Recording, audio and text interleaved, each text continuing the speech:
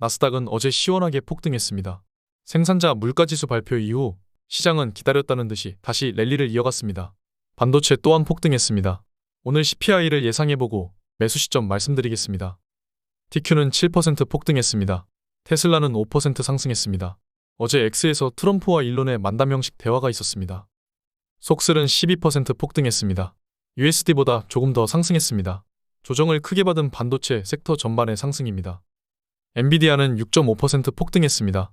어제 세 가지 레버리지를 비교해서 올려드리고 전부 다 폭등했습니다만 제가 엔비디아는 오를 수밖에 없다고 말씀드리고 역시 오늘도 폭등했습니다. 다른 빅테크들도 상승했지만 가장 크게 오른 것은 역시 엔비디아였습니다.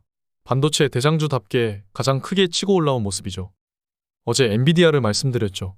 제가 가지고 있지 않은 종목을 싸다고 말씀드린 건 이례적이었습니다. 지금까지 단 한 번도 그러지 않았죠. 결국 엔비디아가 폭등하면서 나스닥 지수 전체를 끌어올리는 그림이 연출되어야 합니다. 지금까지 상승은 엔비디아가 소위 말해서 캐리했기 때문입니다. 지수가 상승하기 위해서는 소위 말해 대장이 필요하고 그 대장은 엔비디아가 되어야 합니다. 애플을 살펴보면 공교롭게도 폭락할 때 맞춰서 워렌 버핏의 주식 매각 소식이 나왔습니다.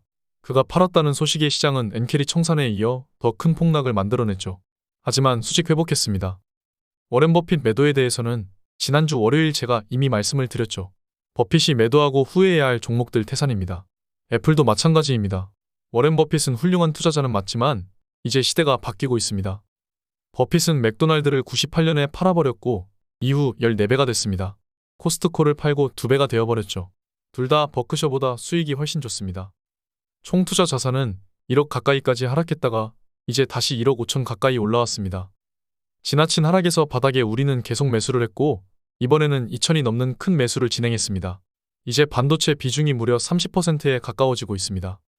결국 투자라는 것은 내 원칙을 지키고 끝까지 가지고 가야 하는 것입니다. 저는 지난 하락에서 단 한 주도 팔지 않았죠. 오히려 마지막 폭락의 최저점에서 매수를 진행했습니다. 그 이후 매도하지 않고 계속 상승 중입니다. 어제 폭등한 이유는 생산자 물가지수의 예상치 하회 때문이었습니다.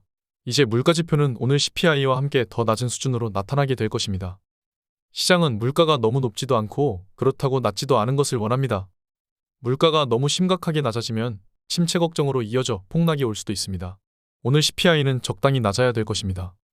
시장은 3%로 나올 것으로 예측하고 있습니다. 이미 4월부터 물가는 지속적으로 하락해왔습니다. 너무 낮게 나와도 문제이고 적당히 2.9 정도로 나와야 합니다. 기관들 예측치입니다. 대부분 3%가 많지만 확실한 금리 인하를 위해 2.9% 정도가 나오는 것이 좋습니다. 파월의 시나리오는 지금 적당한 물가 하락을 계속 보여주면서 침체가 없음을 시장에 각인시키고 소프트 랜딩을 위해 선제적으로 금리 인하를 할 것이라고 말하는 게 플랜입니다. 8월 잭슨홀 미팅과 28일은 엔비디아의 실적 발표까지 있습니다. 지금부터 2주는 매우 중요한 기간입니다. 멤버십과 유튜브에서도 계속 8월 후반 계절성을 말씀드려왔습니다. 잭슨홀 미팅과 엔비디아의 실적 발표가 그 피날레를 장식할 것입니다. 오늘 밤 9시 반 CPI 또한 RS 시나리오대로 흘러가는지 함께 지켜보시죠.